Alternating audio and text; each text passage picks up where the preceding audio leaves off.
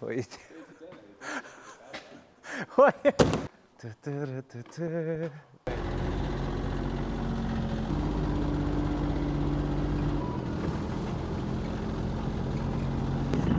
going to turn the electric fence off.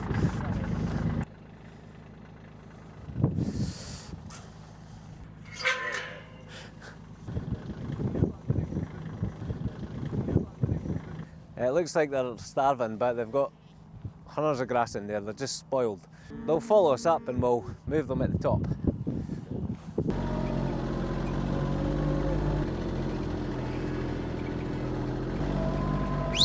Come on! So actually try and get up here pretty quick, because if the sheep get through first, then it's so much easier. The cows will just kind of follow up it. Come on! As you can see.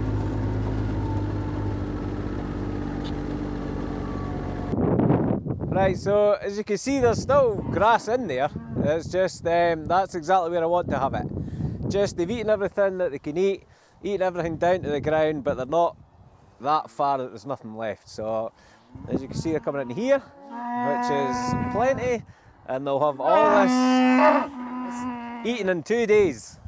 So, and then they'll be moved to the next section, and so on and so on and so on, and we just keep going around the big circle. They sound like they're starving, but as you can see, they're not starving. They're a bit fat. Then I'll just shift them. When we first started this, we were looking for a breed of cattle that would suit us and what we're trying to do. So traditional Herefords really stood out for me. It was, they're a really old breed. There's traditional Herefords and there's other Herefords, and this is really the old breed that you see in the old cowboy movies and everything, this old horned Hereford. So they're great at converting grass, and only grass, into meat. They're just, we have easy care sheep, I would say these are the easy cares of cattle. They're just, they do everything themselves, and they're very hardy beast. So what I'm going to do is, now I'm going to move that fence, the back fence there, ahead of them. So the next time I come, as you can see at the start, they were screaming their heads off, so I don't really want to be putting a fence up when they're screaming their heads off. So I get the next section ready for them, in they go, and as you can see, they're very settled, loving life again. So we're finally in a position to sell our own beef. It's been quite a long process, and we're there. So how we're going to do this is through beef boxes. When you come to purchase the beef, you'll pay a deposit to secure your box. When you pay your deposit, you'll be offered a farm tour with myself. I want to show you everything. I want to build that connection between people and where the food comes from.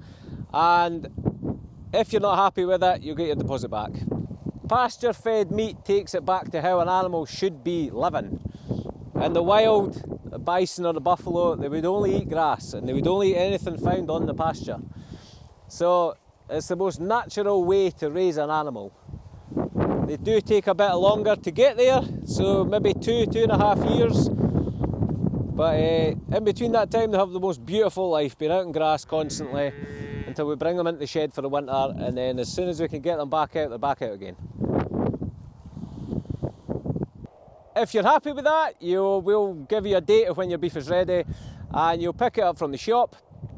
It will come straight from the butchers, as fresh as possible, and then after that, it's up to you what you do with it. It'll take us a little while to have a constant supply of beef. So this is how we're doing it right now. We just have to announce it if and when we have it. And eventually we'll have a constant supply. So get to the website, get signed up, and be on our waiting list. And we will give you a shout as soon as beef is available. Thank you.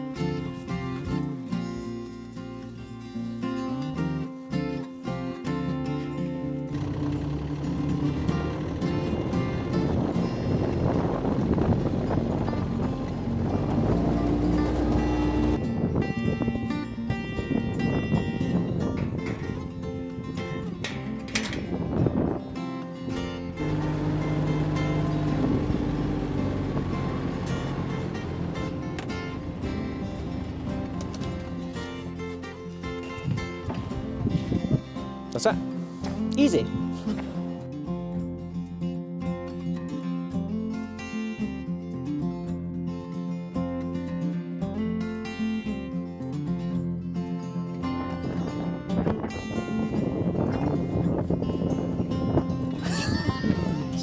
a cool laugh there. Oh, good girl. Oh.